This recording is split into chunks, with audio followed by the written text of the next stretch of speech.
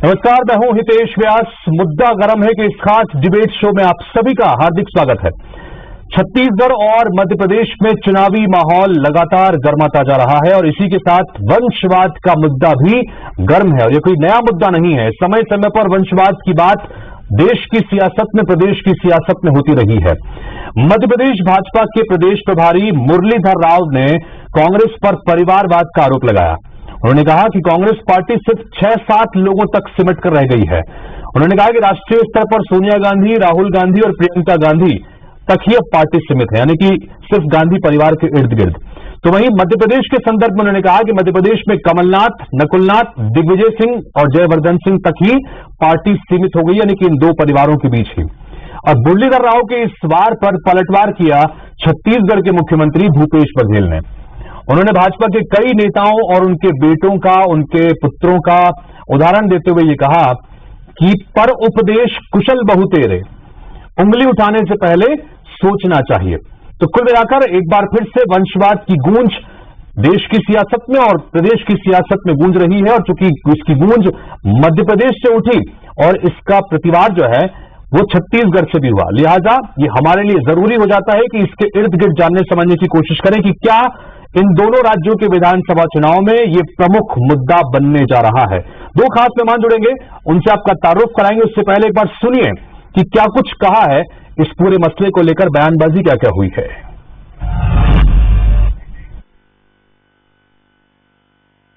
Congress party की मालिक कौन है? तो कांग्रेस की पार्टी की मालिक है तो तुरंत चित्र आता है राहुल गांधी, सोनिया गांधी और प्रियंका गांधी, ये हो गए। और यहाँ श्रीमान कमलनाथ और श्रीमान नकुलनाथ, ये हो गए। और दिग्विजय सिंह और कौन है उनका? जयवर्धन सिंह। ये है 6 मालिक, 7 मालिक है कांग्रेस पार्टी। देखिए, नड्डा जी जिस प्रदेश से आते हैं, अनुराग ठाकुर जी के पिताजी कौन मंत्री थे कि नहीं थे? मुख्यमंत्री थे कि नहीं थे? राजनाथ सिंह के बेटे हैं नहीं विधायक? स्वर्गीय बलिराम कश्यप, उसके एक बेटा सांसद रहे, एक बेटा मंत्री रहे। रमन सिंह की मुख्यमंत्री, बेटा सांसद। तो पर उपदेश कुशल बहु तेरे, अरे उंगली उठाने से पहले सोच तो लेना चाहिए। तो भारतीय जनता पार्टी लगातार कांग्रेस पार्टी के ऊपर परिवारवाद के आरोप लगाती रही है और एक बार फिर से इसी वंशवाद की गूंज सुनाई दे रही है। बातचीत करने के लिए हमारे साथ में, चूंकि मामला मध्य प्रदेश और छत्तीसगढ़ दोनों ही जगह से जुड़ा हुआ है, लिहाजा दो खास मेहमान हमारे साथ में जुड़ रहे हैं। डॉक्टर सनवर पटेल, जो कि मध्य प्रदेश बीजेपी के प्रवक्ता हैं। पटेल साहब, बहुत बहुत स्वागत है आपका। साथ ही हमारे साथ में नितिन भंसाली जी हैं, जो कि कांग्रेस पार्टी के नेता हैं, प्रवक्ता हैं, छत्तीसगढ़ कांग्रेस से जुड़े हुए हैं।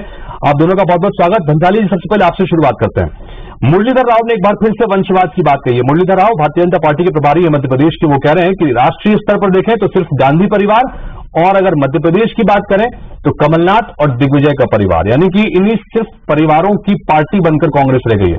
क्या प्रतिक्रिया? प्रतिक्रिया तो सीधी सीधी एक है कि सबका मालिक एक वाली थ्योरी पे चल रही है बीजेपी। सबका मालिक एक कौन? तो इनकी भाजपा का मालिक एक ही है, मोदी।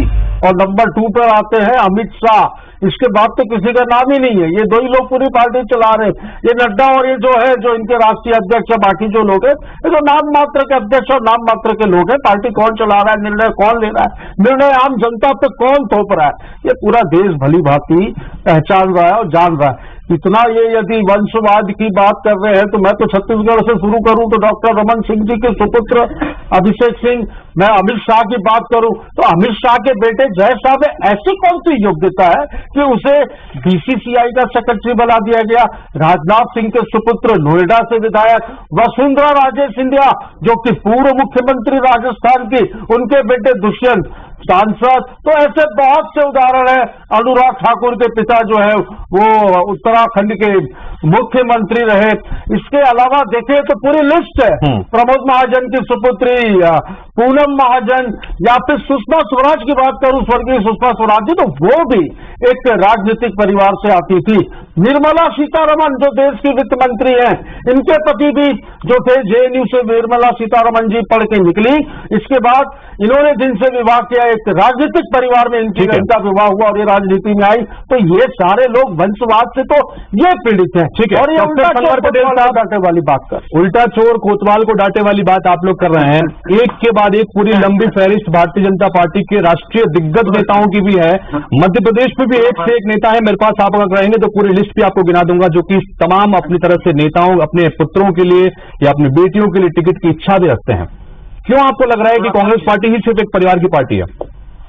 थोड़ा फर्क है विनय जी। मैं आपके प्रश्न का जवाब दूंगा, उसमें थोड़ा सा अंतर आएगा। और कांग्रेस जिस प्रकार की बात करती है, कांग्रेस में जिस प्रकार की राजनीति होती है, उसमें और भारतीय जनता पार्टी में जमीन आसमान का फर्क है। देखिए, यहाँ पर जो हमारे सामान्य राष्ट्रीय प्रदेश के प्रभारी जी ने कहा है, सामान्य मुरलीधर राव जी भाई साहब ने कहा है, उन्होंने कहा है कि कांग्रेस के मालिक कौन, ये बात मालिक की चल रही है। अब जिस प्रकार से केंद्र की हम बात करें कांग्रेस के, तो जिस प्रकार से निर्णायक लोग वहां जो है उनको मालिक संबोधित किया है। सोनिया गांधी जी, राहुल गांधी जी और अब प्रियंका गांधी जी। एक फेल हो जाए तो दूसरों को लिया, और दूसरा फेल हो जाए तो तीसरे को लिया, पर होना है कि परिवार के। तो इस प्रकार की जो हमको कार्रवाई दिखती है वो कांग्रेस में दिखती है। इस प्रकार के जो निर्णय दिखते हैं वो कांग्रेस में दिखते हैं। हम मध्य प्रदेश की उन्होंने बात कही तो कमलनाथ जी और कमलनाथ जी के बेटे दिग्विजय सिंह साहब और उनके बेटे, ये नेतृत्व को लेकर बात कही है। ये कभी नहीं कहा है कि एक कार्यकर्ता एक समाज क्षेत्र में काम करे और वो किसी दायित्व को निर्वहन ना करे, वो चुनाव ना लड़े। ये भारतीय जनता पार्टी ने कभी। सनवर पटेल साहब, मेरे एक सवाल आपसे। कांग्रेस पार्टी के ऊपर लगातार राष्ट्रीय स्तर पर सिर्फ गांधी परिवार के इर्द गिर्द ही राष्ट्रीय अध्यक्ष चुनने के आरोप बीजेपी लगाती रही, लेकिन अब वहां पर खड़गे राष्ट्रीय अध्यक्ष बनाए गए हैं और बाकायदा एक लोकतांत्रिक व्यवस्था के तहत चुनाव करवा के बनवाए गए हैं। और ऐसी स्थिति में कांग्रेस कहती है कि अब तो बीजेपी को इस विषय पर बोलने का हक ही नहीं है। क्या कहेंगे पटेल साहब? किस तरह से बनाए हैं और किस तरह के वो अध्यक्ष हैं, आज आपके और हमारे सामने हैं। उनकी उम्र क्या है, कितना वो काम कर पाते हैं और उनके स्टार प्रचारक कौन है। कल अगर मध्य प्रदेश में प्रियंका जी आई तो प्रियंका जी का जिस प्रकार से स्वागत सत्कार या जिस प्रकार से उनका आभामंडन किया गया, क्या राष्ट्रीय अध्यक्ष जी का उनके किया जाता है? तो ये मुझे ऐसा लगता है आप लोगों को गांधी सरनेम से डर लगता है। गोडसे की जिंदाबाद करने वाले लोग हैं। देखिए, मुझे बताइए भाई साहब, कितने लोगों ने आपके आजादी के आंदोलन में एक नाम बता दीजिए किसी भाजपा के नेता ने जब इंदिरा जी हो तो गांधी परिवार की आदत और गांधी परिवार के जो इस देश में जो शहीद हुए गांधी परिवार के मुकाबले आप लोग कुछ नहीं है। क्या किया गांधी परिवार ने? समर्पण किया है गांधी परिवार ने और योग्य है, योग्यता के आधार पर वो है। आप लोगों को भय किस चीज का है? प्रियंका गांधी मध्य प्रदेश आएंगे, भय आप लोग भयभीत हो गए क्योंकि माहौल जो है पूरा कांग्रेस का नजर आ रहा है पूरे देश में। कर्नाटक में एक रैली किया आपके वो मोदी जी ने, रिजल्ट क्या आया? आप लोगों की धरती हिली हुई है, भूकंप आया हुआ है भारतीय जनता पार्टी में। ठीक है, कांग्रेस ने सरनेम चुराने का काम भी किया है, गांधी को चुराने का काम किया है। अब वो चुराने का काम वो आपके अंबानी, अडानी, वो क्या नीरव मोदी, मेहुल चौधरी, सनवर पटेल साहब एक सवाल चुराने का काम चुरा कर ले लिया आप लोग। मध्य प्रदेश छत्तीसगढ़ की सियासत पर आते हैं, चूंकि हम लोग मध्य प्रदेश चैनल के संदर्भ में ही दर्शक हमें देख रहे हैं। मैं जानना चाहूंगा सनवर पटेल साहब आपसे, मध्य प्रदेश में भारतीय जनता पार्टी के कई ऐसे दिग्गज नेता हैं जिनकी अपने अपने सुपुत्रों को लेकर, सुपुत्रियों को लेकर वो लगातार लाइन में है। गौरीशंकर बिसेन लगातार कहते हैं अपनी बेटी मौसम बिसेन के लिए बात करते हैं। नरेंद्र सिंह तोमर के बेटे जो है देवेंद्र प्रताप सिंह लगातार जो है वो अपनी तरफ से कोशिशों में लगे हुए हैं। प्रभात झा के बेटे तुष्मिल झा, एक लंबी फहरिस्त है। तो क्यों आप भारतीय जनता पार्टी को नहीं लगता कि अगर आप ऐसे में सवाल कांग्रेस पर खड़ा करते हैं तो उंगलियां आपके ऊपर भी उठेंगी? विदेशी भारतीय जनता पार्टी ने ये कभी मना नहीं किया कि किसी राजनेता का पुत्र या पुत्री समाज क्षेत्र में काम नहीं करेगी। अगर कोई समाज क्षेत्र में काम करता है, अपना स्थान बनाता है, जनता उसको चाहती है और संगठन में काम करते हुए उसको टिकट मिलता है, वो जरूर राजनीतिक क्षेत्र में आए। हमने कहा है कि नेतृत्व सिर्फ वही करेंगे, ये गलत है। आपकी विशेषता यही होना चाहिए कि आप उनके बेटे हैं इसलिए आप पूरे देश का नेतृत्व करेंगे या पूरे प्रदेश का नेतृत्व करेंगे, ये गलत है। समाज क्षेत्र से आना चाहिए। अनिल एंटोनी किसके बेटे हैं जिनको आप लोगों ने भाजपा में लिया है? मध्य प्रदेश में ज्योतिरादित्य सिंधिया किसके बेटे? भाई राजनीतिक परिवार से तो है वो। अनिल एंटोनी को कर्नाटक में आपने लिया, एक समय से काम कर रहे हैं, सिर्फ आपने लिया। कौन है भाई? किस वंशवाद की बात कर रहे हैं? ठीक कराते हैं, जनता में वो बड़े नेता है, जनता का चेहरा है, इसलिए वो नेता है। तो इसलिए ये भी नेता है, यही तो मैं कहना चाहता हूँ। लोकप्रिय है, जनता के नेता है, जनता उन्हें चाहती है। भंसाली जी, जो सनवर पटेल साहब ये कह रहे हैं, ठीक है, सनवर पटेल जी का ये कहना है कि भारतीय जनता पार्टी के नेता का ये कहने का मतलब है कि हम किसी के नेता या किसी के पुत्र के राजनीति माने के खिलाफ नहीं है, लेकिन नेतृत्व सिर्फ एक ही परिवार के लोगों को क्यों दिया जाता है पार्टी में? क्या कोई और दूसरे लोग नहीं है? भंसाली जी, ये सवाल आपसे। कौन सा नेतृत्व तो अभी मल्लिकार्जुन खड़गे कर रहे हैं भाई साहब। ब्लॉक अध्यक्ष, एक ब्लॉक अध्यक्ष रहे हुए व्यक्ति जो कि सरपंच के चुनाव से जीतकर आज एक देश की सबसे बड़ी पार्टी के राष्ट्रीय अध्यक्ष है ऐसा? वो नड्डा जी कौन है भाई? अच्छा, उनकी सुनता कौन है? चलो ये बता दो। कर्नाटक में तो इनके अध्यक्ष बनने के बाद पहले प्रदेश में चुनाव हुआ, मल्लिकार्जुन खड़गे जी के नेतृत्व में नीले आप लोगों को आ गया। अब आप लोग बफाए हुए, अरे यार मुद्दों पर बात करिए, देश के जरूरी मुद्दों पर बात करिए, महंगाई पर, बेरोजगारी पर, देश की सीमा की सुरक्षा पर बात करिए। ये जो परिवारवाद की बात कर रहे हैं, शिक्षा बताता हूँ आपको, इंदिरा गांधी जी प्रधानमंत्री थी और 90,000 पाकिस्तान के सैनिकों को घुटने टेकने पड़े थे और आपको समर्पण करना पड़ा था। आज इस देश के प्रधानमंत्री नरेंद्र भाई मोदी बोलते हैं भारत होता है, न घुसे कांग्रेस नहीं है। ठीक है, सनवर पटेल साहब एक सवाल। अच्छा, भंसाली जी एक सवाल इन सबके बीच में एक सवाल ये कि कांग्रेस पार्टी इस पूरे मसले को लेकर जो प्रतिक्रियाएं दे रही है उसमें तो ये कहा जा रहा है सनवर पटेल साहब कि भारतीय जनता पार्टी के पास मुद्दे नहीं रह गए हैं, इसलिए परिवारवाद और वंशवाद की बात को एक बार फिर से उठाया जा रहा है। प्रदेश प्रभारी अगर इस तरह की बात कर रहे हैं, क्योंकि अगर आपके पास 18 साल शासन करने के बाद भी कहने के लिए मुद्दे नहीं है, ये आरोप आपके ऊपर कहिए।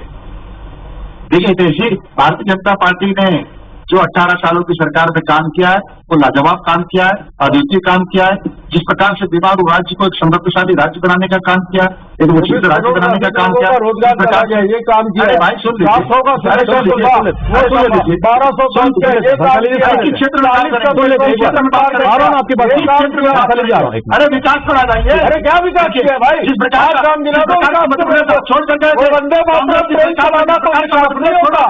अरे गड्ढों में सड़क या सड़क में गड्ढे पता नहीं होता था। अगर अन्य प्रांत के लोग मध्य प्रदेश में आते थे तो गड्ढों से पता चलता था कि ये मध्य प्रदेश है।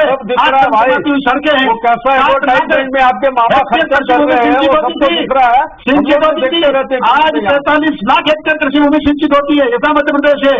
अरे बिजली आती है जाती है पता नहीं चलता था, 2-2 घंटे बिजली बिजली आती है। मेरी मुरैना में किसी से चर्चा हो रही है, बिजली दिल्ली की मेट्रो चलने का काम हो रहा है, मध्य प्रदेश है। अरे 16,000 रुपए प्रति व्यक्ति आय होती थी, आज 1,36,000 रुपए प्रति व्यक्ति आय मध्य प्रदेश है। भारतीय जनता पार्टी आज 3 लाख करोड़ से ऊपर का बजट है, ये मध्य प्रदेश है। आप कहाँ बात करेंगे? एक बार नहीं, 2 बार नहीं, 7 बार पंजाब जैसे कृषि क्रमण प्रांत को छोड़कर पछाड़कर और मध्य प्रदेश ने कृषि क्रमण अवार्ड जीता है, ये वो मध्य प्रदेश है। अरे अवार्ड पटेल साहब इन सबके बीच में जब इतनी सारी चीजें गिनाने के लिए हैं, उसके बावजूद भी अगर प्रदेश प्रभारी आकर कमलनाथ और दिग्विजय सिंह के और उनके पुत्रों को लेकर बात करते हैं तो ये कहा जाता है कि क्या कमलनाथ और दिग्विजय सिंह से पार्टी डर गई है? क्या कहेंगे? देखिए जब हम समाज क्षेत्र में काम करते हैं और हमारा शीर्ष नेतृत्व आता है और हमारे विपक्ष में जो राजनीतिक दल है और अगर बात आती है विपक्ष के राजनीतिक दल की और चुनाव के समय, तो आप किसके बारे में बात करेंगे? आप अगर विपक्षी ने अपना नेतृत्व, इतना बुजुर्ग नेतृत्व जो मेरे पिताजी से भी उन्होंने बड़े हैं, उनको बना रखा है, तो क्या हम कहेंगे नहीं कि वो हमारे पिताजी से बड़े हैं, उम्रदराज है? या वो उनके बाद दिग्विजय सिंह साहब है नंबर 2, तो उनकी उम्र क्या है? तो ये बात पूरी नर्मदा परिक्रमा कर लिए, उम्र की बात छोड़िए, फिटनेस पे भी आइए थोड़ा सा भाई। तो नर्मदा परिक्रमा कर ली दिग्विजय सिंह जी अभी 3-4 साल पहले भाई, और कमलनाथ जी भी बेटे, आप लोग डरे हुए हैं। अरे एक्सेप्ट कर लो, डर लगता है उनके बेटे, आपको डर उनके बेटे पहली बार विधायक बनते हैं, उनके बेटे दिग्विजय सिंह साहब के बेटे पहली बार विधायक बनते हैं और कैबिनेट मंत्री बन जाती है, तो लोग तो कहेंगे। अब छिंदवाड़ा में 29 में से ये 1 सीट जीत पाए छिंदवाड़ा की।